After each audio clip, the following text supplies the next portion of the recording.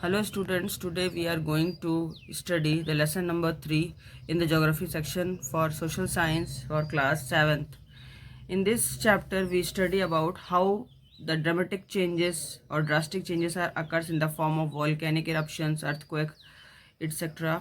and how the rivers has formed, how the rivers structures or meanders has formed.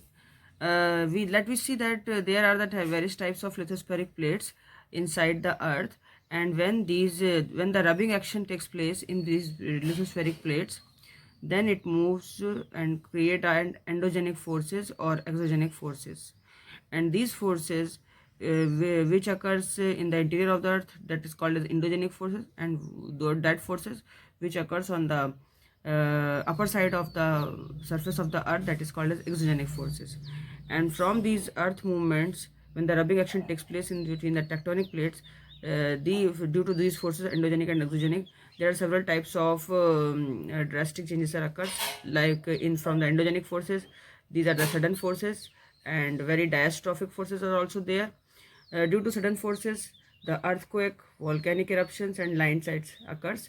Or due to the diastrophic forces, the various types of huge mountains or mountain folds are created by the building up to the mountains. And due to the exogenic forces, these are the erosional and depositional forces, which by which the river, wind, sea waves and glaciers are formed. How, let me see. बच्चे यहाँ पे देखते हैं कि किस तरीके से जब हम कोई भी अर्थ मूवमेंट की बात करें तो कैसे होती है। अर्थ मूवमेंट ऐसा होता है कि जब पृथ्वी, जो हमारी ये पृथ्वी है, अर्थ है, उसके नीचे साइड में कुछ बहुत सारी टेक्टोनिक प्लेट्स होती है और उनका मूवमेंट चलता रहता है। जब मूवमेंट चलता है तो उनके बीच में एक रबिंग एक्शन होता है।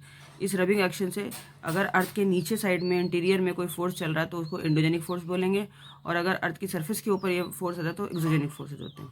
अब सबसे पहले मैं बात करूंगी इंडोजेनिक फोर्सेस की। इंडोजेनिक फोर्सेस में क्या होता है, अचानक से सडन मूवमेंट होता है, अचानक से धरती हिलने लग जाती है। वो मूवमेंट सबसे पहले तो स्लो मूवमेंट होता है, और कभी कभी क्या होता है कि इससे जो स्लो मूवमेंट है ये बहुत तेज हो जाता है और इससे काफ़ी एक्टिव अर्थक्वेक और वॉल्केनिक इरप्शन हो जाते हैं, जिससे बहुत सारा डिस्ट्रक्शन होता है अर्थ की सरफेस पर। अब ये यहाँ पर डायग्राम में वॉल्केनो दिखाया गया है, ये है वॉल्केनो। वॉल्केनो में क्या होता है कि नीचे साइड में देखिए आप, इस अर्थ में सबसे नीचे जहाँ पर अर्थ का कोर है उसके ऊपर थोड़ा साइड में मेंटल है, मेंटल की लेयर के ऊपर क्रस्ट की लेयर है, और जहाँ पर ये वॉल्केनिक इरप्शन होना होता है वहाँ पर एक माउंटेन होता है, वॉल्केनिक माउंटेन्स। और होता क्या है कि जो पृथ्वी के अंदर की गर्मी होती है, अर्थ के अंदर बहुत गर्मी होती है, वहाँ पर जो भी उसके ऑर्गेनिक मटेरियल्स होते हैं, कार्बनिक मटेरियल्स होते हैं, वो सारे बहुत ही गर्म रूप में यहाँ पर प्रेजेंट रहते हैं, जिसको हम बोलते हैं मैग्मा। और ये जब बहुत टेक्टोनिक प्लेट्स आपस में खिसकती हैं ऊपर नीचे, तो ये ऊपर की तरफ क्रैक लाती हैं, और ये क्रैक से ऊपर की तरफ एक छेद हो जाता है जिसको बोलते हैं वेंट। वेंट से माउंटेन चिटक जाता है, क्रैकिंग आ जाती है, और क्रैकिंग होते हुए जहाँ पर ऊपर से खुलता है वहाँ पे बोलते हैं इसको क्रैटर। ये ओपनिंग बनाता है माउथ की, वेंट धीरे धीरे, और इससे डिफरेंट टाइप की जो गैसेस और ऐश के फॉर्म में बहुत ज़्यादा स्मोक निकलता है, और इससे जो मैग्मेटिक जो चैम्बर है, इस मैग्मेटिक चैम्बर से होते हुए जो गर्म लावा है वो बाहर की तरफ निकलता है। ये गर्म लावा आगे की तरफ जाता है, यहाँ वेंट से निकलता है और एक फव्वारे के रूप में जैसे निकलता है, जैसे अनार छूटता है, और इस तरीके से निकलने के बाद में ये जो है गरम गरम लावा जब बाहर की तरफ आता है तो उसको बोलते हैं वॉल्केनिक इरप्शन। वॉल्केनिक इरप्शन के बाद हम लोग आएंगे lithospheric plates move the surface of the earth vibrates, the vibrates can travel all the around earth. जब लिथोस्फेरिक प्लेट्स आपस में टकराती हैं, घिसती हैं, तो रबिंग एक्शन से क्या होता है, वाइब्रेशंस पैदा होते हैं। इन वाइब्रेशन से ही अर्थक्वेक आते हैं, और जहाँ पर भी ये अर्थक्वेक बहुत ज़्यादा आएंगे क्रस्ट के ऊपर, अर्थ क्रस्ट पर, उसमें हम मूवमेंट स्टार्ट होगा, उसको बोलेंगे फोकस या सेंटर एरिया।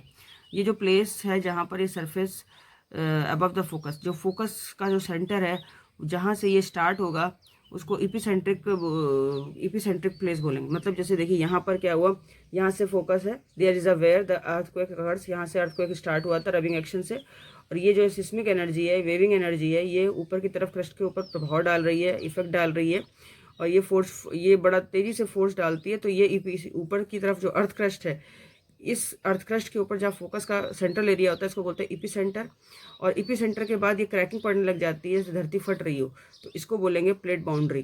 प्लेट बाउंड्री से ये जो सिस्मिक वेव्स हैं ये रोटेट करती हैं और ये रेडिएट करती हैं हर डायरेक्शन में। इसके बाद जब ये बढ़ती चली जाती है। तो जैसे जैसे एपी सेंटर से दूर जाते हैं वैसे वैसे सेंटर से दूर जाने पर ये सिस्मिक वेव्स डिक्रीज होती चली जाती है।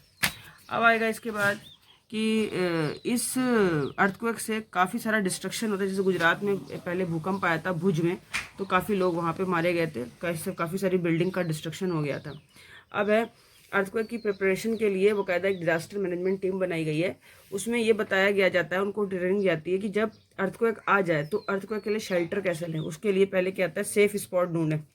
अगर जैसे अंडर किचन काउंटर, टेबल और डेस्क, जैसे ही अर्थक्वेक आए या कोई भूकंप की आपको संभावना लगे तो आप सबसे पहले टेबल या कोई ऊंची सी डेस्क हो या दीवार के किनारे, कॉर्नर ऑफ द वॉल, इन सब के पास में टेबल के नीचे बैठ जाए।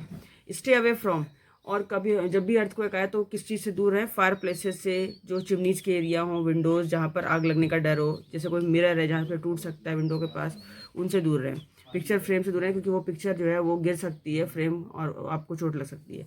Be prepared always, spread awareness amongst your friend and family members and face any disaster confidently. इसका मतलब ये हुआ हमेशा लोगों को अवेयर करें, किसी भी टाइप की आपदा से बचने के लिए हमेशा तैयार रहें और अपने आप को प्रिपेयर रखें। ये एक दिखाया गया बच्चों सिस्मोग्राफ, ये एक टाइप की डिवाइस होती है जिससे कि आप सिस्मोमीटर से या सिस्मोग्राफ से जो सिस्मिक वेव्स होती हैं उनको सिस्मोमीटर से नाप करके उनको खींचा जा सकता है, उनके ग्राफ को खींचा जा सकता है। और सिस्मोग्राफ खींचने के बाद में इससे पता लगता है कि कितने रिक्टर स्केल पर, कितने पैमाने पर अर्थक्वेक आता है। अगर दो या से कम आता है तो ये केवल बहुत ही लिटिल मूवमेंट होता है, और अगर अर्थक्वेक 5 से ज़्यादा हो गया तो ये इसका मतलब है कि डिजास्ट्रिक होगा, इसमें बहुत नुकसान होगा। 6 से अगर ऊपर है तो हायर मैग्नीट्यूड होता है, और 7 से तो बहुत ही ज़्यादा मेजर अर्थक्वेक आ जाता है। और जो एक अर्थक्वेक को मीज़र करने के लिए एक मशीन बनाई गई जिसको सिस्मोग्राफ बोलते हैं, और इसको मीज़र किया जाता है रिक्टर स्केल पर। ओके, अब आते हैं हम लोग मेजर लैंडफॉर्म पे। मेजर लैंडफॉर्म्स ये ऐसे लैंडस्केप्स, जब लैंडस्केप्स वॉर्न आउट होने लग जाता है और इसमें वेदरिंग और इरोजन होता है। वेदरिंग और इरोजन का मतलब है कभी कभी भूमि की जो परत होती है, मिट्टी की परत होती है, वो हटती चली जाती है, या फिर मिट्टी के ऊपर जो है बहुत सारा डिपोजिशन होने लग जाता है रॉक्स की एयर सरफेस पे, सरफेस पे, या मान लीजिए रॉक्स ब्रेक हो गए तो वो टूट टूट के पृथ्वी पर गिरते रह जाते हैं। जब टूट के गिरते हैं rocks, weathering is the breaking up the rocks on that surface, यानी कि जब चट्टानें टूटती है, चट्टानें को टूटने से अर्थ की सरफेस पर वो डिपोजिशन होने लग जाता है, उसको बोलते हैं वेदरिंग। और इरोजन में क्या होता है कि जो लैंडस्केप है इसका जो भी पार्ट है वो बहने लग जाता है या बह के हट जाता है, या हवा चले बहुत तेज, या बाढ़ आ जाए कहीं पर, या फिर कहीं आइस जम जाए, तो उससे क्या होगा कि जब आइस गलेगी और उससे पानी है तो उससे मिट्टी की लेयर हटती चली जाती है, उसको बोलते हैं इरोजन। और ये जो इरोडेड मटेरियल होता है ये वाटर विंड के थ्रू कहीं पर भी एक जगह की मिट्टी उड़ के दूसरी जगह पहुंच जाती है और यह इवेंचुअली डिपॉजिट हो जाती है। अब आता है वर्क ऑफ अ रिवर। जो running water in the river erodes the landscapes, मतलब कहने का ये जो जब कहीं पर पानी बहुत तेज़ी से बह रहा होता है, या कह लीजिए कि जो नदियों के अंदर जो पानी होता है वो बहुत तेज़ी से बहता है, ये बहने के बाद क्या करता है कि जब बहुत तेज़ी से पानी बहेगा तो ये आगे की तरफ बहेगा और मिट्टी को बहा के ले जाएगा अपने। उसके साथ साथ कई सारे हार्ड रॉक्स, छोटे छोटे पैबल्स, ये सब स्टीप वैली, मतलब जहाँ पर ढालदार एरिया होता है वहाँ पर बहुत तेज़ी से झरने के रूप में पानी बहता है, इसको बोलते हैं वाटरफॉल। और वाटरफॉल आपके एरिया में बहुत सारे होंगे, जैसे इसका एक डायग्राम दिखाया गया, हार्ड रॉक था ऊपर से और softer rock undercut by the power of water, और इतनी तेज़ी से पानी आया कि उसने पूरे पहाड़ों को काट दिया और नीचे की तरफ ये बहने लग गया। अब आता है जहाँ पर ये पानी जो है as the river enter the plain, जैसे ही ये पानी नीचे की तरफ गिरेगा तो ये ट्विस्ट कर देता है उस रॉक को, उस सरफेस को, और उसके बाद में काफ़ी सारी जगह से वो मुड़ जाता है पानी। जैसे पानी मुड़ता है उसको बोलते हैं मिएंडर्स। देखिए इसमें जैसे पानी की लहर आ रही है और ये इस तरीके से मुड़ रही है, यहाँ पे मुड़ेगी तो ये बनाएंगे मिएंडर्स।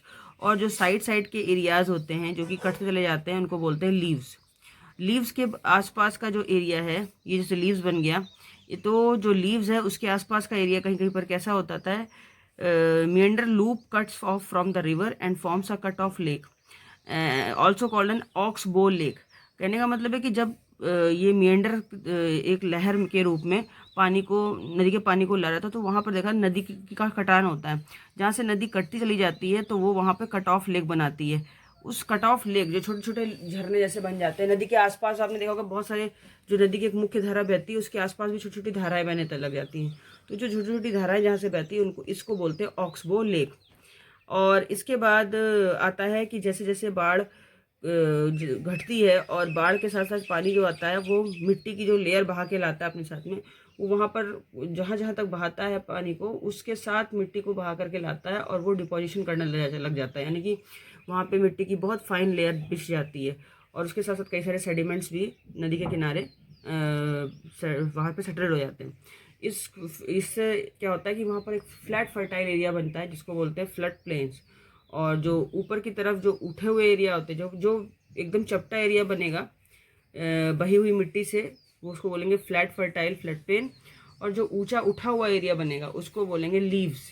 जो रेस्ड बैंक होते हैं ऊंचे हुए उठे हुए ऐसे, उनको बोलेंगे leaves. As the river approaches the sea the speed of the flowing water decreases. जैसे जैसे रिवर आगे बढ़ती चली जाती है तो इसकी जो पानी की धार होती है धीरे धीरे कम होती चली जाती है और पानी की जो स्पीड है वो कम हो जाती है।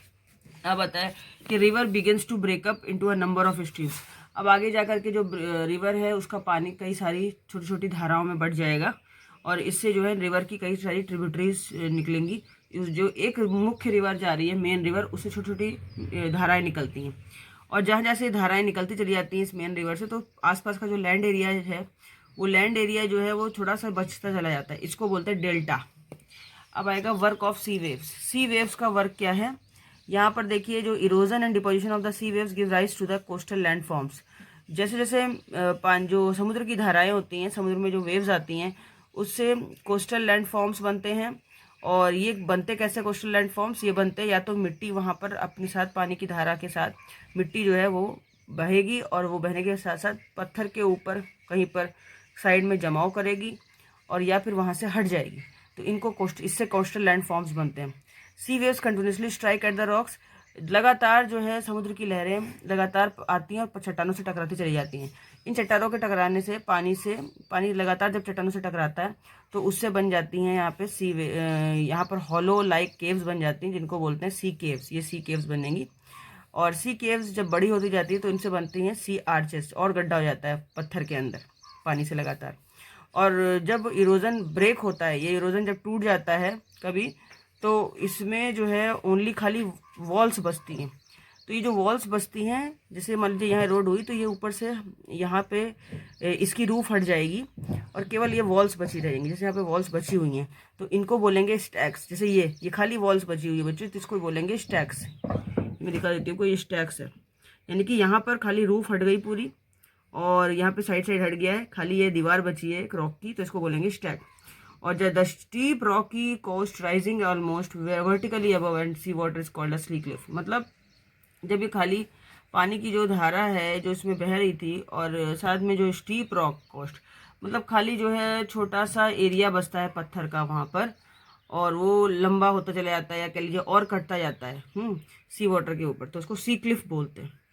और जो ये सी वेव्स हैं ये ये क्या करती है अपने साथ बहुत सारा सेडिमेंट लेके बहा के लाती हैं सी शोर से, कई सारे बीचेस से, और इससे जो है वहाँ पर फर्टाइल एरिया आसपास बनते चला जाता है। अब आता है वर्क ऑफ आइस।